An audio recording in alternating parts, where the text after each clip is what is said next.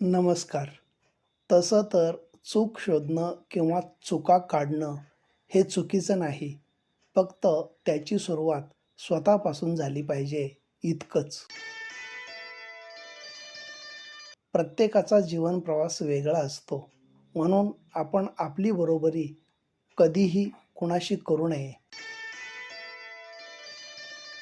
एका मेणबत्तीने आपण हजारो मेणबत्त्या उजळू शकतो.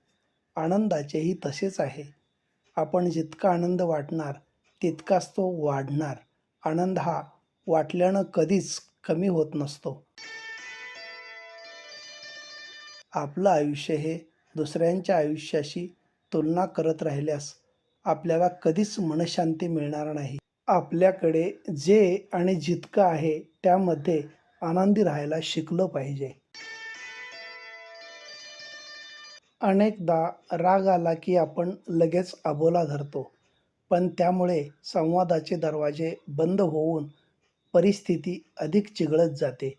शेवटी संवाद हाच सगळ्या समस्यांवरचा उत्तम उपाय आहे. म्हणून संवादाचे दरवाजे कधीच बंद करू नयेत.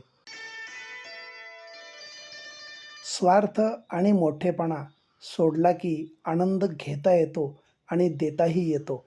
धन्यवाद.